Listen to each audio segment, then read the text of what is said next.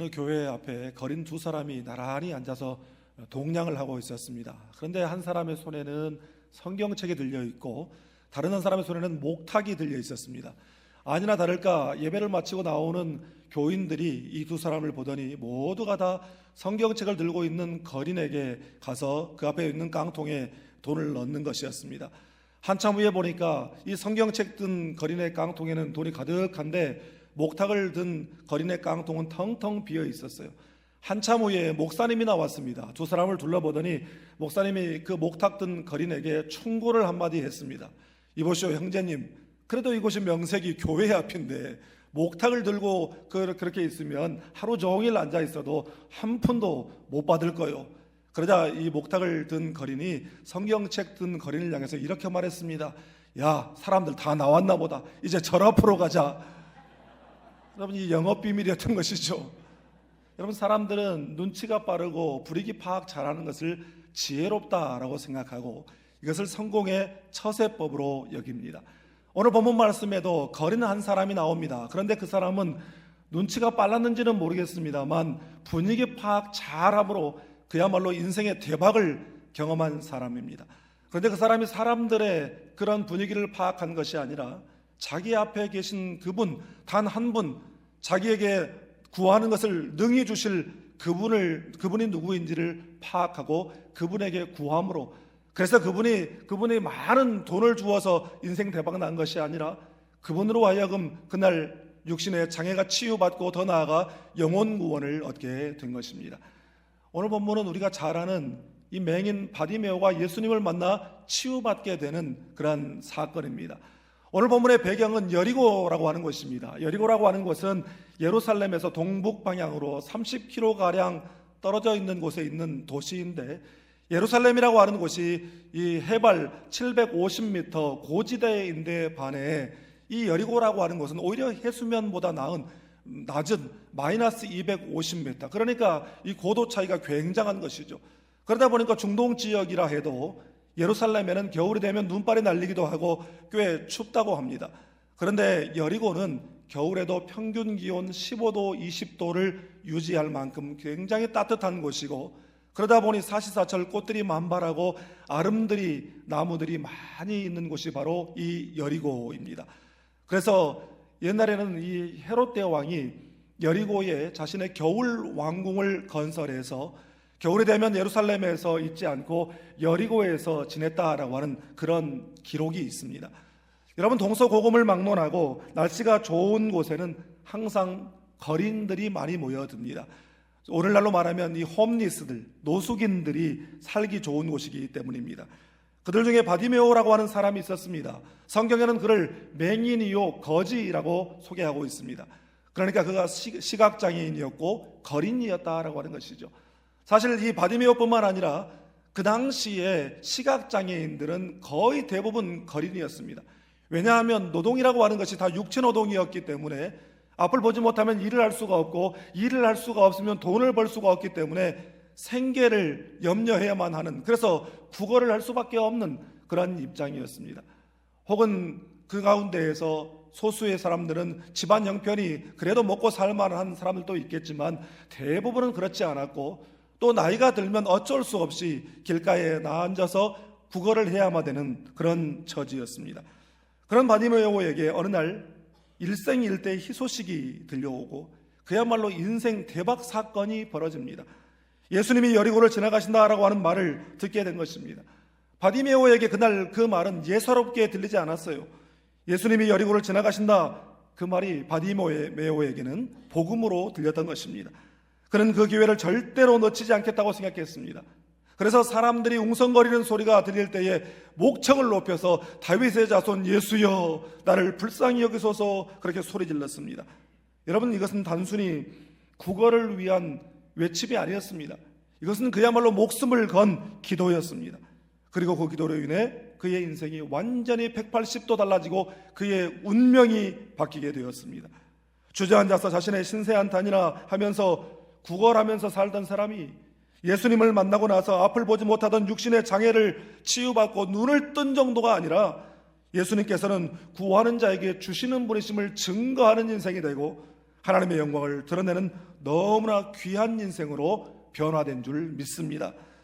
바디메오에게 이런 놀라운 변화를 가능하게 만든 것은 바로 그의 간구, 그의 기도였습니다. 여러분, 오늘 말씀을 통해서 응답받는 기도의 원리를 우리가 다시 한번 깨닫고, 또한 우리도 응답받고 그 응답이 우리의 신앙의 부흥으로 이어지고 사명의 삶을 살아가는 우리 모두가 다 될 수 있기를 주님의 이름으로 축복합니다. 먼저 오늘 본문 47절 48절을 함께 읽겠습니다. 나사렛 예수시란 말을 듣고 소리질러 이르되 다윗의 자손 예수여 나를 불쌍히 여기소서 하거늘 많은 사람이 꾸짖어 잠잠하라 하되 그가 더욱 크게 소리질러 이르되 다윗의 자손이여 나를 불쌍히 여기소서 하는지라. 아멘. 바디메오가 예수님을 향해서 소리질러 간구했습니다. 다시 말해서 부르짖어 기도한 것이죠. 방금 읽은 이 47절 48절에는 이 바디메오의 기도의 특징이자 응답받는 기도의 원리가 잘 나타나 있습니다. 첫째로 분명한 신앙 고백으로 드리는 기도입니다. 본문 47절 중반절을 보면 바디메오가 예수님을 향해 소리를 지르면서 예수님을 누구라고 부르고 있냐면 다윗의 자손 예수여 이렇게 부르고 있습니다. 재미있는 것은 47절 시작 부분에 보면 바디메오가 분명히 들은 것은 나사렛 예수라고 하는 이름이었습니다. 그런데 바디메오는 나사렛 예수라고 부르지 않고 다윗의 자손 예수여라고 소리쳤다는 것입니다.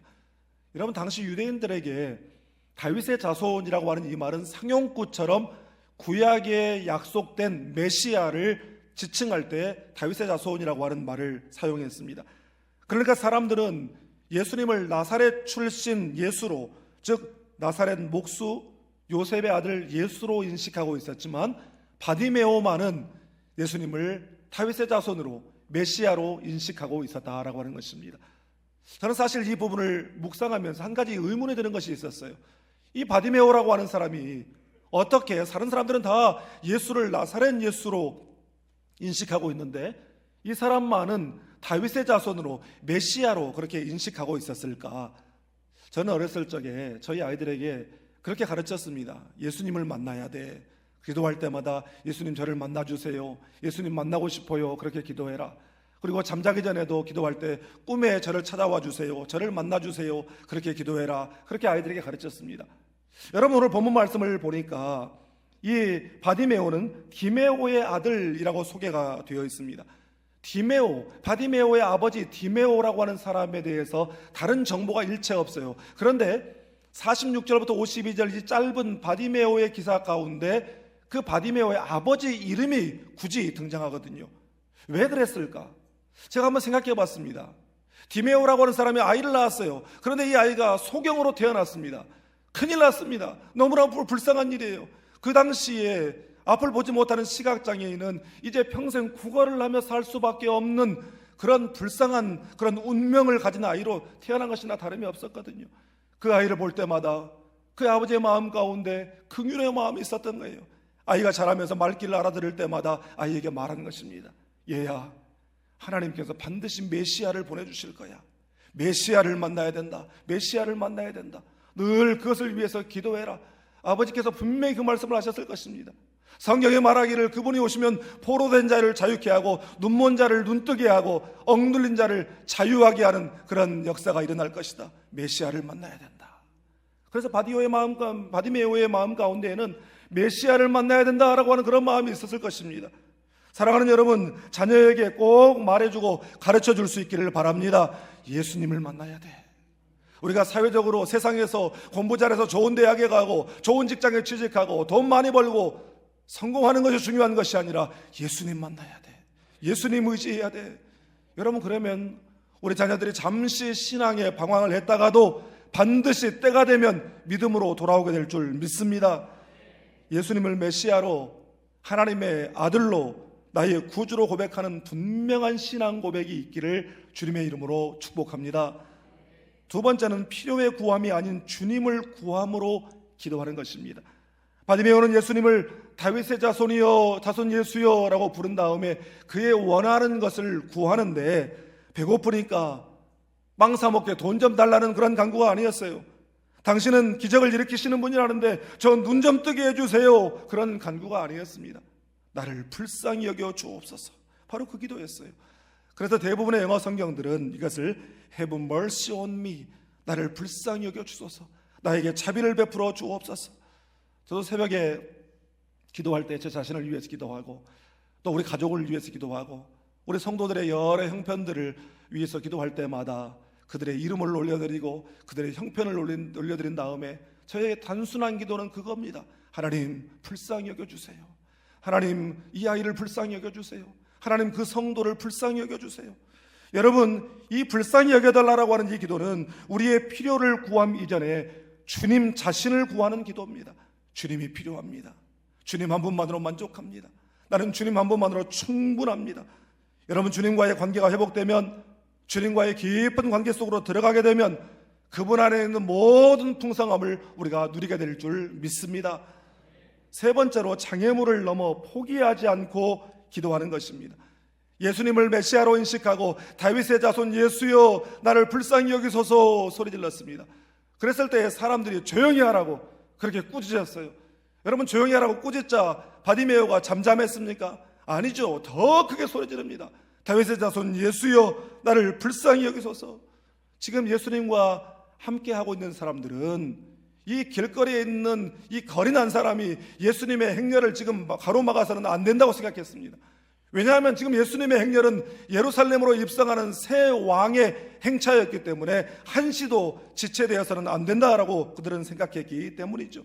하지만 바디메오는 아랑곳하지 않고 더 크게 소리 질렀습니다. 왜냐하면 이 기회를 놓칠 수가 없기 때문이었던 것이죠. 여러분, 포기하지 않고 간절히 매달릴 때 그곳에 역사가 일어나는 줄 믿습니다. 어떤 젊은 애기 엄마가 화장대 앞에 앉아서 콜드크림을 얼굴 전체에 바르기 시작했어요. 유치원 다니는 아들이 물어봤어요. 엄마 뭐 하는 거야? 엄마 예뻐지려고 그래. 아니, 그런데 잠시 후에 엄마가 티슈로 그 콜드크림을 다 닦아내거든요. 그러니까 아이가 그러는 거예요. 엄마 벌써 포기하는 거야? 여러분, 포기하지 않고 매달릴 때 하나님의 역사가 일어나게 되는 줄 믿습니다. 12해를 혈루증을 앓았던 그 여인처럼 자기 병든 딸을 고치기 위해서는 자기 자신이 개로 취급보다도 좋다고 했던 수로보니게 여인처럼 지금 내 앞에 계신 분이 내 인생의 문제를 근본적으로 해결해 주실 분이라고 하는 확신이 있는 이상 사람들의 말이나 상황이나 환경 등의 장애물이 그를 막을 수가 없었던 것입니다. 여러분, 선을 행하되 낙심하지 말지니 포기하지 아니하면 반드시 거두게 될 줄 믿습니다. 여러분, 바디메오의 기도의 특징, 응답받는 기도의 원리는 한마디로 말하면 믿음의 기도입니다. 믿음이 있어야지만 하나님 앞에 나아가 기도할 수가 있고, 믿음의 기도에 하나님께서 들으시고 응답하시고, 믿음으로 기도한 사람만이 그 응답에 대하여 감사하고 그 응답을 사명으로 여기고 그 응답을 하나님 앞에 영광을 돌려드리게 되는 줄 믿습니다. 여러분, 믿음으로 기도한다라고 하는 것은 무엇일까요? 믿음으로 기도한다라고 하는 것은 바로 성경에 약속된 하나님의 그 약속을 붙들고 하나님 앞에 나아가 그 약속을 청구하는 것입니다. 그러할 때 하나님께서 그 기도를 들어주시는 줄 믿습니다. 나는 여러분의 기도가 성숙해지기를 주님의 이름으로 축복합니다. 여러분, 우리의 기도가 1차원적인 것을 구하는 그 기도의 수준에 머물러 있는데 그것을 뛰어넘어야 되는 것이에요. 하나님 앞에 하나님의 얼굴을 구하고 하나님의 임재를 구하는 그런 기도로 나아갈 때에 그 깊은 기도 가운데 하나님과의 관계가 깊어지는 그런 관계 중심의 기도로 우리의 기도가 전환되기를 주님의 이름으로 축복합니다. 다음으로 본문 52절 말씀을 함께 읽겠습니다. 예수께서 이르시되 가라 내 믿음이 너를 구원하였느니라 하시니 그가 곧 보게 되어 예수를 길에서 따르니라. 아멘. 바디메오가 간절함으로 부르짖고 소리 지르는 것을 예수님이 들으셨어요. 바디메오를 불러오라고 하셨습니다. 내가 내게 무엇을 하여 주기를 원하느냐? 선생님, 보기를 원합니다. 가라, 내 믿음이 너를 구원하였느니라. 예수님의 선포가 떨어지자마자 그가 곧 보게 되었습니다. 그러나 앞을 보게 된 것으로 끝난 것이 아니라 그의 인생이 바뀌어버렸어요. 일평생 앞을 보지 못하고 살던 사람이 드디어 눈을 뜨게 됐습니다. 그러면 보통 사람들 같으면 야, 이 여리고의 헤롯 궁전이 그렇게 아름답다는데 그거 한번 보러 가야 되겠다. 아니, 우리 동네 마리아가 그렇게 예쁘다는데 내 얼굴을, 그 얼굴을 한번 직접 봐야 되겠다. 요즘 어떤 연극이 그렇게 인기라는데 나 그 연극 한번 봐야 되겠다. 여러분, 바디메오는 그렇게 한 것이 아니었어요. 바디메오는 감격과 기쁨과 기대를 가지고 어디론가 달려간 것이 아니었습니다. 예수님을 만나고 예수님 때문에 눈을 뜨고 나니까 가치관이 달라지고 완전히 새로운 세계가 열리게 된 것입니다. 여러분, 오늘 본문 앞에 마가복음 8장에도 보면 벳세다라고 하는 곳에서 시각장애인 한 사람을 예수님께서 고쳐주신 사건이 나옵니다. 예수님의 공생의 기간 중에 특별히 이 시각장애인들을 많이 고쳐주신 일들이 있었어요. 그런데 여러분, 오늘 본문에서는 예수님께서 바디메오의 눈을 뜨게 하실 때 분명히 말씀으로만 눈뜨게 하셨어요. 그런데 마가복음 8장에 벳세다의 시각장애인을 고치실 때는 어떻게 했냐? 예수님께서 그의 손을 잡고 마을 밖으로 데리고 나가시고 눈에 침을 바르시고 손을 얹어 안수기도 하시고 한 번만 하신 것이 아니라 또 안수기도를 하심으로 그를 고쳐주셨습니다. 벳세다의 시각장애인과 여리고의 시각장애인 둘 다 예수님께서 눈을 뜨게 해주셨지만 그 이후에 그들의 모습은 완전히 달랐습니다. 마가복음 8장 벳세다 사람은 치유받고 보게 되었고 그것으로 끝났어요. 집으로 갔다. 더 이상 뒤에 아무 이야기가 없습니다. 그런데 본문의 바디메오는 52절 하반절 말씀 다 같이 그가 곧 보게 되어서 예수를 길에서 따르니라. 아멘. 여러분, 이 말은 이제 그가 새로운 가치관으로 새로운 세계로 들어가게 되었다라고 하는 그런 뜻이에요. 다시 말해서 예수님 만나고 치유받고 기도응답받고 사명의 길을 가게 되었다. 사명의 삶을 살게 되었다, 그런 뜻입니다. 존 스토트 목사님은 그의 책 제자도에서 구원은 천국 티켓이 아니라 제자로의 부르심이다 라고 말했습니다. 여러분, 제가 늘 말씀을 드리지만 하나님이 우리에게 주시는 축복은 사명입니다. 하나님이 우리에게 축복을 주실 때는 그저 우리 혼자 잘 먹고 잘 살고 누리라고 주시는 것이 아니에요. 그것을 흘려보내라고, 그것을 유통시키라고 주시는 것입니다. 그래서 제가 개업 신방할 때마다 그 이야기를 하는 겁니다. 우리가 돈 벌기 위해서 사업을 하는데 하나님 앞에 기도할 때 용처가 분명해야 됩니다. 이 말이 무슨 말입니까? 하나님, 돈 많이 벌게 해주십시오. 그래, 그 돈 많이 벌어서 뭐 할래? 그 용처가 하나님 앞에 분명해야 된다는 것이에요. 어린아이가, 유치원 다니는 아이가 아빠한테 가서 아빠 뭐 할 거 있으니까 1,000원만 주세요. 아빠들이 물어보지도 않고 줄 거예요. 1,000원 정도는. 그런데 유치원 다니는 아이가 아빠한테 와가지고 아빠 한 10,000원만 50,000원만 한번 줘보세요. 그렇게 이야기를 한다고 생각해 보세요. 그러면 100이면 100 아빠가 묻죠. 그 뭐 하려고 그러냐. 그런데 그 뭐 하려고 그러냐 물었을 때 이 아이의 대답이 아빠의 마음을 너무 흡족하게 하는 거예요. 기쁘게 하는 거예요. 그러면 구하는 것보다 더 많은 것을 주시는 것이죠. 여러분, 이것이 바로 사업의 원리고 돈 버는 원리고 선순환의 축복의 원리인 줄 믿습니다. 여러분, 우리가 구하는 것에 용처가 하나님을 기쁘시게 하는 것이 될 수 있기를 주님의 이름으로 축복합니다. 이제부터 여러분이 하나님 앞에 간구하는 기도의 제목들이 있을 거예요. 그 기도의 제목들의 사명을 한번 담아 보십시오. 여러분의 기도가 달라질 것입니다. 여러분, 그로 인해 우리의 가치관이 달라지고 세계관이 달라지고 기도의 부흥이 일어나기를 주님의 이름으로 축복합니다. 여러분, 주보에 보시면 우리 교회가 후원하는 선교사들과 또 국내 기관들이 나오는데 우리가 후원하는 기관 중에 실로암 안과 병원이 있습니다. 이 실로암 안과 병원은 서울에 있는 병원인데 시각장애인들, 특별히 취약계층을 위해서 무료 개안 수술을 해주고 또 국내외 또 의료시설이 취약한 곳에 가서 의료 봉사를 하는 그러한 병원입니다. 이 병원은 1941년생이신 김선태 목사님께서 세우시고 지금도 원장으로 섬기시는 그런 병원인데, 제가 서울에 있을 때 이 김선태 목사님과 몇 차례 교제를 나누면서 그분의 자서전 땅을 잃고 하늘을 찾은 사람이라고 하는 책을 선물 받은 일이 있습니다. 이분은 10살 때 6.25가 터졌고 전쟁 중에 폭격으로 부모님이 함께 일시에 돌아가시고 자신은 폭발물에 의해 두 눈을 실명했습니다. 한순간에 그야말로 거지 소년이 되어버린 것입니다. 그래서 그 쓰라린 그 고난의 그런 여정들을 그 책으로 기록하고 있는데, 여러분, 옛날에는 그렇게 부모가 갑자기 돌아가시고 고아가 되면 친척집으로 이렇게 보냈어요. 왜냐하면 국가가 돌보지 않으니까요. 그런데 그 친척집에 있으면서 얼마나 상처를 받았는지 그 책에 이렇게 소개하고 있어요. 친척이, 세상에 친척이라고 하는 사람이 그 10살밖에 되지 않은 어린 아이에게 이렇게 이야기를 하더랍니다. 이 세상에 안 못 보는 사람은 살 필요가 없다. 소는 눈이 있어 일을 하고 개는 눈이 있어 집을 지키는데 너 같은 놈은 더 이상 살 필요가 없는 거야.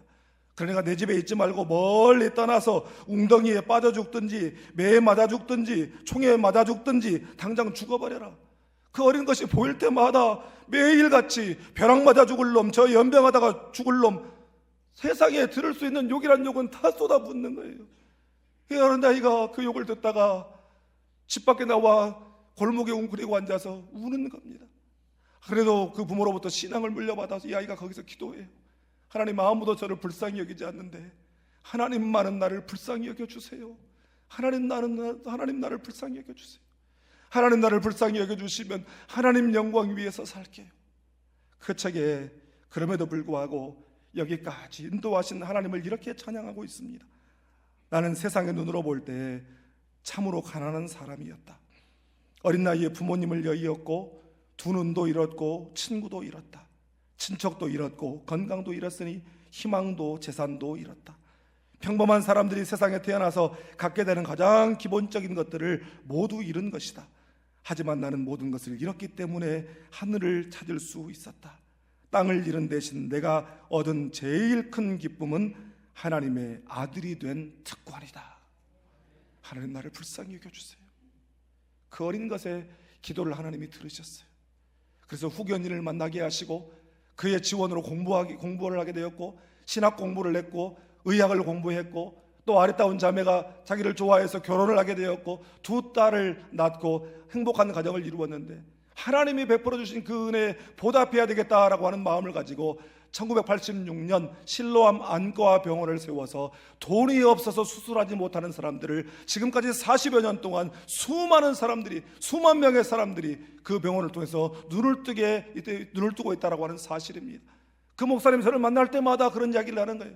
고 목사, 기쁘게 살아야 돼. 긍정적인 사람을 하나님이 좋아하셔. 여러분, 안 못 보는 분이 두 눈 멀쩡하게 뜨고 살아가는 저를 격려하시고 위로하시고 용기를 주시는 것입니다. 사랑하는 여러분, 우리는 모두 하나님의 긍휼하심을 입은 사람들입니다. 이제 우리가 할 일은 때를 따라 돕는 은혜를 얻기 위하여 은혜의 보좌 앞으로 담대히 나아가는 것입니다.